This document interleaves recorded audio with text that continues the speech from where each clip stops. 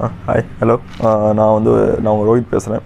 நான் இப்போ இந்த ஆர்ட் ஆஃப் லேசினஸ் அப்படிங்கிற புக்கு படிச்சுட்ருக்கேன். இந்த புக்கில் ஃபஸ்ட்டு டாப்பிக்கே இந்த ஆர்ட் ஆஃப் லேசினஸ்னால் என்ன, லேசினாலே சோம்பேறித்தனம். அதுவும் மட்டும் இல்லாமல் இந்த புக்கில் ரொம்ப இம்பார்ட்டண்ட்டாக டாபிக் ஃபஸ்ட்டு டாபிக் என்னென்னா வாட் இஸ் ப்ரோகாஸ்டினேஷன், அதாவது தள்ளி போடுறது. அது ஆத்தர் செம்மையாக சொல்லியிருந்தார். நம்ம ஏன் தள்ளி போடுறோம் ஒரு விஷயத்தை, அது அந்த விஷயத்து மேலே நமக்கு அலட்சியம் இல்லை அப்படின்னு. மச்சான் விட்றா, நாளைக்கு பார்த்துக்கலாம், விட்றா இது அப்புறம் பார்த்துக்கலாம் அப்படிங்கிற நம்ம விட்டு விஷயங்களை விட்டுருவோம். ஸோ நம்ம தள்ளி போடுறோங்கிற விஷயமே என்னென்னா, இன்றைக்கி நம்ம எது பண்ணணுமோ அதுதான் நம்ம தள்ளி போடுறோமே. ஸோ இன்றைக்கி பண்ணிவிட்டா இன்றைக்கே பண்ணிடலாம், ஆனால் நம்ம அது பண்ணாமல் தள்ளி போடுறனாலே அது பெண்டிங்லேயே இருக்கும். ஆனால் இந்த ப்ரோகாஸ்டினேஷனில் அதோட இனிமை என்னென்னா பயம். நமக்கு பயமாக இருந்தால் என்ன பண்ணுவோம், ஆட்டோமேட்டிக்காக பண்ணிடுவோம். இதில் ஒரு சில பயமாக இருந்தால் பயத்திலே பண்ணாமே விட்டுருவோம். ஸோ இதில் பாசிட்டிவும் இருக்குது, இதில் நெகட்டிவுமே இருக்குது.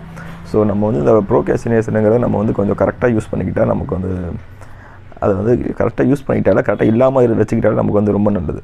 ஸோ அதாவது நாளைக்கு பார்த்துக்கலாம் இன்றைக்கி பார்த்துக்கலாங்கிறத யோசிக்காமல் நம்மளே கொஞ்சம் யோசிச்சு பார்க்கலாம். இது நம்ம இன்றைக்கி பண்ணால் என்ன நடக்கும், நாளைக்கு பண்ணால் என்ன நடக்கும். அப்போ அதை நம்ம தள்ளி போடுறோன்னா, அதை தள்ளி போடுறப்ப இன்றைக்கி என்ன பண்ண போகிறோம், அந்த டைமை சும்மா இருக்க போகிறோமா, வேறு எதாவது யூஸ் பண்ண போகிறோமான்னு பார்க்கலாம். இல்லை ரொம்ப ப்ரையாரிட்டியாக இருந்தால் நம்ம அதை தள்ளி போட்டு ரொம்ப இம்பார்ட்டண்ட்டான ஒர்க் பண்ணலாம், இல்லைனா அடுத்த ஒரு ஒர்க்கை பார்க்கலாம், இல்லை இதே பண்ணலாம். ஸோ எதை தள்ளி போகிறோம், எதுக்காக தள்ளி போகிறோங்கிறது கொஞ்சம் இருக்குது. ஸோ நம்ம டைம் நமக்காக யூஸ் பண்ணிக்கிறது நமக்கு கொஞ்சம் நல்லது. பாய்.